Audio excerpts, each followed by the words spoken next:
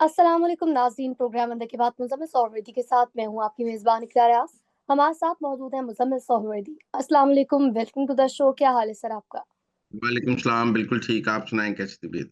मैं ठीक हूँ, अल्लाह पाक का शुक्र है। सर, आज के शो के हमारे बहुत ज़्यादा ही दिलचस्प टॉपिक्स हैं। सबसे पहले तो ये जो पेशावर में आर्मी चीफ साहब की मुलाकात हुई है, गवर्नर केपी भी मौजूद थे, फिर सीएम केपी भी मौजूद थे, दीगर वज़रा भी मौजूद थे। तो इस मुलाकात का अहवाल बताइएगा ज़रा।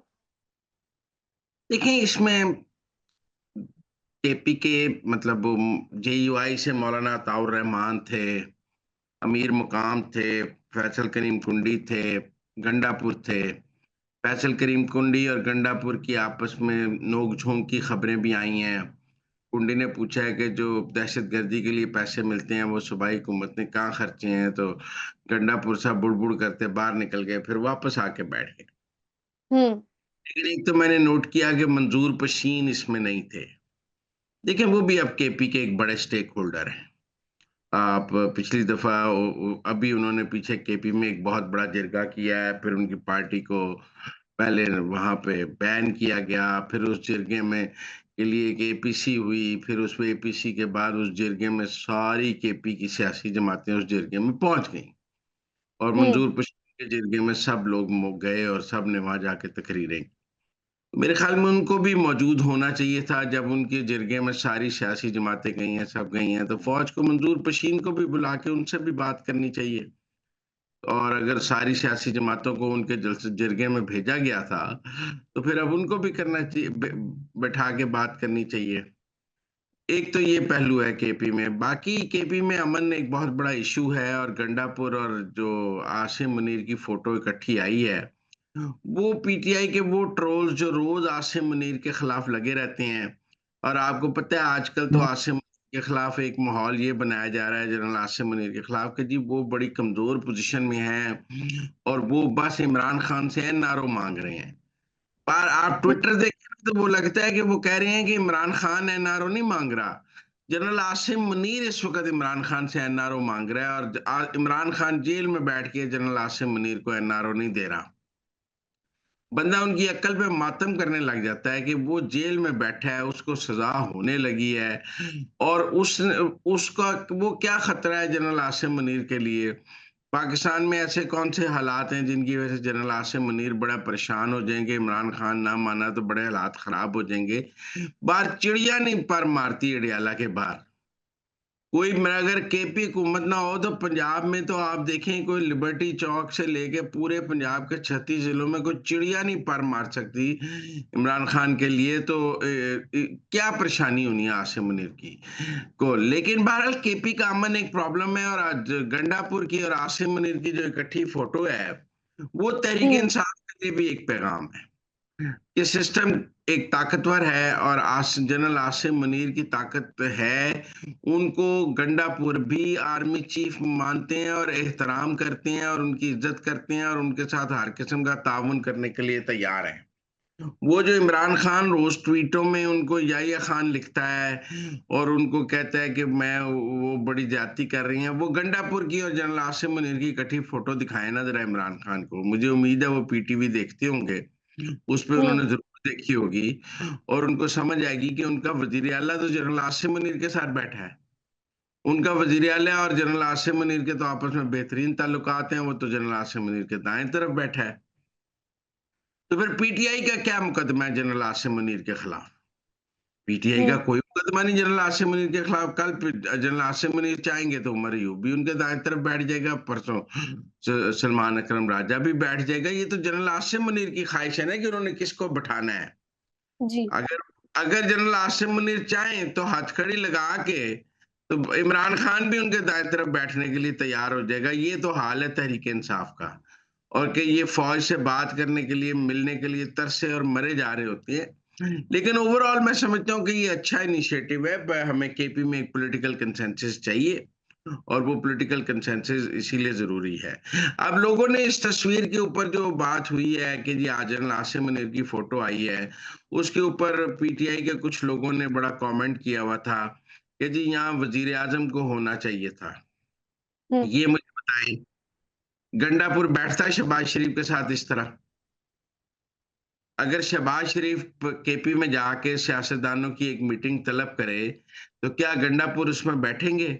उसका बायकॉट नहीं कर देंगे फौरी तौर पे? ये तो जनरल आसिम मुनीर का डंडा है कि आप बायकॉट नहीं नहीं कर सकते और आप वहां पर भीगी बिल्ली बनकर, एक अच्छे बच्चे बनकर, नैपकिन पहन के, पैम्पर पहन के बैठे हुए थे। आप वजीर आजम के साथ, मतलब वो पीटीआई के लोग जो उस तस्वीर के ऊपर आज कमेंट कर रहे थे कि यहाँ दरमियान में वजीर आजम होना चाहिए था। भाई वह यहाँ दरमियान में वजीर आजम इसलिए नहीं है कि इस मुल्क में एक सियासी जमात है तहरीक इंसाफ, जो फौज के अलावा किसी से ना बात करना चाहती है और फौज के डंडे के अलावा किसी के डंडे को डंडा नहीं मानती है। तो आसिम मुनीर का डंडा ही आपको टेबल पे बिठा सकता है। जब एपेक्स कमेटी का इजलास हो, उसमें कोर कमांडर ने आना हो, आर्मी चीफ ने आना हो, तो गंडापुर पहुंच जाते हैं। अगर पॉलिटिकली प्राइम मिनिस्टर खाली बुलाए तो आप नहीं आते हैं। तो असल मसला तो ये है कि आप फौज के डंडे के अलावा डरते किसी नहीं, और फौज के अलावा आप किसी से बात करने के लिए तैयार नहीं है। तो जनरल आसिम मुनीर के साथ ही आपने बैठना था, अपने प्राइम मिनिस्टर के साथ बैठना था। तो ये 2-3 पहलू थे इस मीटिंग के, लेकिन ओवरऑल एक अच्छी मीटिंग थी। और केपी में अमन अमान के लिए हमें पॉलिटिकल कंसेंसस भी चाहिए, और कम से कम सिक्योरिटी फोर्सेस को पॉलिटिकल कंसेंसस चाहिए, क्योंकि जब अज़्म इस्तेहकाम का ऑपरेशन अनाउंस हुआ था, तो तब केपी में बड़ी अजीब-अजीब सी आवाज़ें आई थी कि हम यहाँ फौजी ऑपरेशन नहीं होने देंगे। लेकिन मेरे ख्याल में कुरम के हालात ने जो है ना, वो गंडापुर की हुकूमत के अंदर से हवा निकाल दी है। ये जो पहले जी। कहते थे ना, हमें सूबे में बिल्कुल कोई फौजी ऑपरेशन नहीं चाहिए, हम खुद अमन-ओ-अमान लाएँगे। हुँ। कुरम की सारी हवा निकाल दी है। ये वहाँ दवाइयाँ तक नहीं पहुँचा सके फौज की मदद के बगैर। इनका इ इनकी ये वहाँ पर सड़क नहीं खुलवा सके, और इन्हें अब फौज की ज़रूरत है। तो ये जो है ना, कि आप अगर 2 महीने पहले की तकरीरें देखें केपी असेंबली की, जब अज़्म इस्तेहकाम ऑपरेशन अनाउंस हुआ था, तो इन्होंने किस किस्म की तकरीरें की थी, और आज की फोटो देखें कि ये आर्मी चीफ के साथ कैसे बैठे हैं, तो आपको सारा फ़र्क नज़र आ जाता है। सर, आगे बढ़ते हुए आपसे पूछना चाहूँगी कि पाकिस्तान तहरीक-इंसाफ की जानिब से तो ये कहा जा रहा है कि जो जजेस हैं, उनको जल्दी थी। जजेस खुद से चले गए और ये अब हम पर मलबा डाला जा रहा है। तो मैं आपसे ये पूछना चाहूँगी, जो फैसला मौखर हुआ है, क्या ये मलिक रियाज साहब को बचाने की कोशिश है? देखिए, मैं आपको एक बात बताऊँ, वो दिन गए जब मलक रियाज साहब जो थे ना, कि को ये उम्मीद थी कि इमरान खान वापस इक़्तिदार में आ रहा है, और वो हुँ। ट्वीट करते थे कि मैं ना वादा माफ़ गवाह नहीं बनूँगा। क्योंकि उस वक़्त उनका ख़्याल था कि जस मंसूर अली शाह चीफ़ जस्टिस बन जाएँगे, और वो ये हुकूमत भी ख़त्म कर देंगे और इमरान खान को दोबारा वज़ीर-ए-आज़म बना देंगे। और वो जो हमें मलक रियाज के ट्वीट नज़र आते थे, वो मंसूर अली शाह की के चीफ़ जस्टिस बनने की उम्मीद की वजह से नज़र आते थे, कि जी इमरान तो वापस आ रहा है, इमरान तो वापस आ रहा है। जैसे-जैसे इमरान खान के वापस आने की उम्मीदें ख़त्म होंगी, वैसे-वैसे मलक रियाज जो है ना, वो फ़ौज के सामने भी सरेंडर करेगा और वादा माफ़ गवाह भी बनेगा, और वो पाकिस्तान में अपने मामला ठीक करने की कोशिश भी करेगा। मलक रियाज तो इस केस का मरकज़ी मुल्ज़िम है। मलक रियाज के पैसे थे, मलक रियाज की करप्शन पकड़ी गई थी, मलक रियाज पर मनी लॉन्ड्रिंग का केस नहीं बनाया इमरान खान ने। देखिए ना, 190 मिलियन पाउंड मलक रियाज का लंदन में पकड़ा गया। लंदन की हुकूमत ने कहा कि ये गैर कानूनी पैसा है, और गैर कानूनी तरीके से लंदन में आया है। तो जब पैसा गैर कानूनी तरीके से लंदन गया, तो इसका मुकदमा मलक रियाज पर नहीं बनना चाहिए था। सबसे बड़ा एनआरओ तो मलक रियाज को ये दिया गया कि उसके खिलाफ मनी लॉन्ड्रिंग का मुकदमा नहीं बनाया गया, कि वो पाकिस्तान से 190 मिलियन पाउंड गैर कानूनी तरीके से हवाला हुंडी से लंदन लेके गया। लेकिन मलक रियाज को एनआरओ नहीं मिल सकता अब पाकिस्तान में। मलक रियाज बहुत कोशिश कर रहे हैं एनआरओ लेने की। मलक रियाज पाकिस्तान की एस्टेब्लिशमेंट से बातचीत करने की कोशिश कर रहे हैं।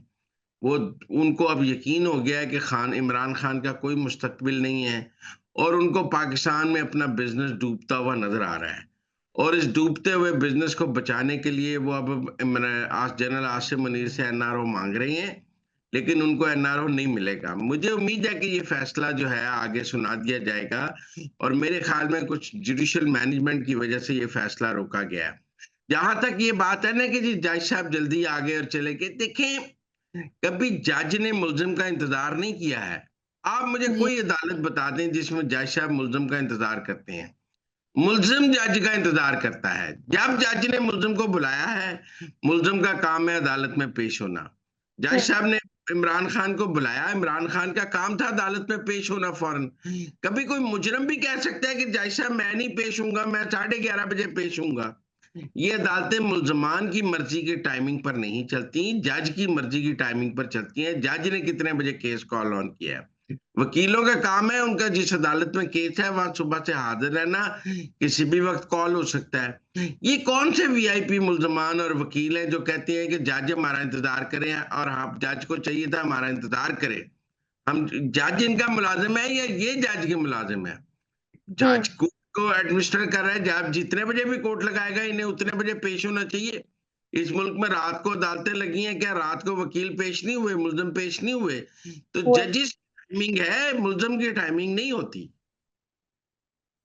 ठीक हो गया सर, आगे बढ़ेंगे, अब बात करेंगे नोटिस ले लिया गया है जस्टिस मंसूर अली शाह की जानिब से, तो इसको आप कैसे देखते हैं? मौजूदा और आने वाले मंज़रनामे में?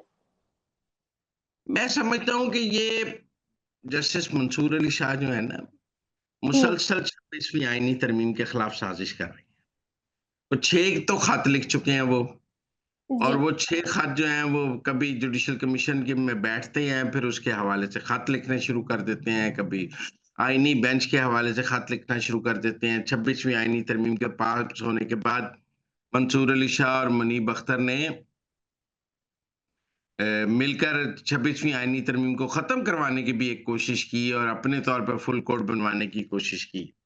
अब भी जो उनका ये ऑर्डर है वो मैंने पढ़ा है। देखिए अगर वो ऐसा कोई ऑर्डर करेंगे तो आईनी बेंच उसको सेट असाइड कर देगा। हुँ। और वो ऑर्डर सस्टेन नहीं कर सकता। मतलब अगर वो कहेंगे कि जी आम जो कोर्ट है, वो आईनी मामलात सुन सकती है। फ़र्ज़ कर लें इसमें जो उन्होंने माँगा है लॉ पॉइंट और वो ये तय करते हैं कि जी आम जो कोर्ट्स हैं, जो सुप्रीम कोर्ट के बाकी जज हैं, वो भी आईनी मुकदमात सुन सकते हैं, आईनी मामलात सुन सकते हैं। तो इसकी रिवीजन पिटीशन आईनी बेंच के सामने लगेगी और वो मंसूर अली शाह का फैसला उठा के रद्दी की टोकरी में फेंक देगी। मंसूर अली शाह साहब के जैसे खत पहले रद्दी की टोकरी में गए हैं। जुडिशल कमीशन में वोट आउट हो गए हैं और उनकी बात जुडिशल कमीशन में कोई नहीं मानता और अक़लियत में है वो। और अब उन्होंने भी नए निज़ाम के तहत जजों की नामज़दगी के लिए अपने नाम दिए हैं। तो मैं समझता हूँ कि मंसूर अली शाह साहब जो मुसलसल 26वीं आईनी तरमीम के खिलाफ साजिश करने की कोशिश कर रही हैं, ये कामयाब नहीं होगी। 26वीं आईनी तरमीम में एक किला है और इस किले से निकलने के लिए मंसूर अली शाह साहब के पास तो वो हथियार मौजूद नहीं है वो 26वीं आईनी तरमीम का किला तोड़ सके। सर आगे बढ़ेंगे, अब बात करेंगे कि कुछ पर्चे हुए हैं। ये जो शहबाज गिल और मोहित पीरज़ादा पर पर्चा हुआ है, वो तो बैरून मुल्क मौजूद हैं। फिर क्या फ़ायदा पर्चा करने का? ये सवाल बिल्कुल अपनी जगह ठीक है कि ये क्या फ़ायदा है उनके खिलाफ एफआईआर करने का, लेकिन ठीक है एक जुर्म हुआ है, उनके खिलाफ अगर उन्होंने कोई फेक न्यूज़ फैलाई है तो उसके खिलाफ एफआईआर दर्ज होनी चाहिए। ये तो नहीं है कि जो बैरून मुल्क बैठा है वो कानून से मुबर्रा है और उसके ऊपर लॉ ऑफ द लैंड नहीं लगता, लिहाज़ा आप पर्चा क्यों दर्ज कर रहे हैं? उनको जी। चाहिए आकर पर्चे का सामना करें और कानून के सामने सरेंडर करें कि हम कानून को कहेंगे कि आप हरकत में ना आएँ। हम उनको कहेंगे कि कानून के सामने आकर खुद को सरेंडर करें और अपनी बेगुनाही साबित करें या हम कानून को कहेंगे कि आप खामोश रहें क्योंकि वो मुल्क से बाहर हैं। अगर उन्होंने कोई कानून तोड़ा है तो मेरे ख्याल में एफआईआर दर्ज होनी चाहिए और उनको आगे उस एफआईआर का सामना करना चाहिए। और अगर वो सामना नहीं करते हैं, तो मेरे ख्याल में उनके खिलाफ मज़ीद एक्शन होना चाहिए। ये दुरुस्त है कि पाकिस्तान में एक कानून मौजूद है कि आप किसी को उसकी एब्सेंस में सज़ा नहीं दे सकते और इसलिए वो जो लोग मुल्क से बाहर हैं, उनके खिलाफ मुकदमा चल नहीं सकते क्योंकि उनकी एब्सेंस में उनको सज़ा नहीं दी जा सकती और इसी वजह से मलक रियाज को भी सज़ा नहीं दी जा सकती। लेकिन फिर भी मैं समझता हूँ कि कानून को तो अपने तौर पे हरकत में आना चाहिए और जो ये पीटीआई के ट्रोल्स झूठी खबरें और फेक न्यूज़ फैलाते हैं, उसका कोई ना कोई एंड तो होना चाहिए। सर आगे बढ़ेंगे, आखिर में आपसे पूछना चाहूँगी कि आज हमने देखा दिलचस्प रिमार्क्स दिए गए हैं जस्टिस हसन अज़हर रिज़वी की जानिब से। उनकी जानिब से ये कहा गया भरमला, 9 मई को लोगों का कोर कमांडर हाउस जाना सिक्योरिटी नाकामी है और उनकी तरफ से ये सवाल भी किया गया कि क्या किसी फौजी अफ़सर का ट्रायल हुआ? अच्छा, पहली बात तो ये है कि जी कोर कमांडर के लोग पहुँच गए, ये सिक्योरिटी की नाकामी है। ये कल हुँ, ना 2000 बंदा निकले और जज साहब के घर पहुँच जाए और जज साहब के घर को आग लगा दे, तो उसके बाद हम भी ये सवाल करेंगे कि ये सिक्योरिटी की नाकामी है, जज साहब को चाहिए था अपने घर की सिक्योरिटी रखते, उन्होंने गार्ड क्यों नहीं रखा हुआ था? हुँ, इस वक़्त तो सवाल ये है कि जो लोग गए, उन्होंने आग लगाई, उन्होंने जुर्म किया या नहीं किया? किया। कर ले वहाँ पे सिक्योरिटी के जो लोग फौजी मौजूद थे, वो गोली चला देते और 10 लोग मर जाते। तो आज हम ये सवाल कर रहे होते कि वहाँ सिक्योरिटी थी या नहीं, या आज हम उन 10 लाशों की हम मातम कर रहे होते, कि जी उन्होंने गोली क्यों चलाई है। आप मेरी बात समझिए ना, जब गोली चलाते हैं तो कहते हैं गोली क्यों चलाई, और जब ना चलाएँ तो कहते हैं सिक्योरिटी क्यों नहीं की। मतलब इस मुल्क में कोई कानून है? मतलब आप मेरी बात समझिए, उस दिन फौज इनको रोकने के लिए क्या करती? गोली चलाती। गोली चलाती तो फिर कहते कि जी फौज ने गोली क्यों चलाई? अब जब गोली नहीं चलाई और वो फौजी वहां से हट गए, क्योंकि लोग उनसे बदतमीजी कर रहे थे, लोग उस दिन फौज की गाड़ियों को मार रहे थे, पत्थर मार रहे थे पीटीआई वाले, हमने वीडियो फुटेजेस देखी हैं। सवाल इस वक्त ये है कि तहरीक इंसाफ के वो लोग वहां पर क्यों गए? सवाल ये है कि वहां सिक्योरिटी क्यों नहीं, सिक्योरिटी करने के लिए फौज खड़ी होती, गोली चला देती। गोली चला हुँ। देती तो आज हम कहते गोली क्यों चलाई है।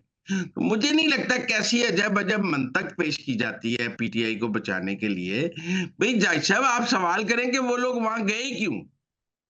अब जहाँ तक ये बात है कि कोई फौजियों को सज़ा दी गई है, वो एक रिटायर्ड ब्रिगेडियर साहब को तो सज़ा दी गई है ना, कोर कमांडर हाउस के अंदर जाने पे 5 साल की कैद दी गई है। हुँ। सिक्योरिटी नाकामी पर या कोर कमांडर साहब को नौकरी से बर्खास्त किया गया है, उनको उनके बेनिफिट्स रोके गए हैं, डिसिप्लिनरी एक्शंस हुए हैं, उसमें कोई उन्होंने उनकी जो उसकी नालायकी है उस पर फौज ने उन्हें सजाएं दी हैं। बाकी फैज का ट्रायल हो रहा है 9 मई के तहत, और आज वजारत दिफा के वकील ने कहा है कि जो मास्टरमाइंड है उसका भी मिलिट्री कोर्ट में ट्रायल होगा। तो मेरे ख्याल में अभी तक कोई फौजी तो उसका मास्टरमाइंड या साजिश में नहीं निकला कि जी कोई फौजी उनकी मदद कर रहा था कोर कमांडर हाउस के अंदर पहुंचने के लिए, या 36 शहरों में जो कुछ हुआ है। तो मुझे नहीं लगता कि ये कोई सवाल इतना अहम है। फौजियों के खिलाफ डिसिप्लिनरी एक्शन हुआ है, वो फौज को, अदालत को बता दिया जाएगा। लेकिन अजीब-अजीब मंतक पेश की जा रही है। वो एक दिन कहा गया जी कोर कमांडर का, वो आर्मी चीफ का जहाज हाईजैक हुआ तो केस नहीं चला। फिर उन्हें बताया गया कि आर्मी एक्ट में हाईजैकिंग शामिल नहीं है। मतलब जजेज ऐसे सवाल कर रहे हैं जैसे उन्होंने आर्मी एक्ट पढ़ा ही नहीं हुआ। बगैर आर्मी एक्ट पढ़े वो वहां बैठ गए। तो नाज़रीन, ये थी आज के अंदर की बातें। आपसे मुलाकात होगी अगले प्रोग्राम में। हमें दीजिए इजाज़त। अल्लाह निगहबान।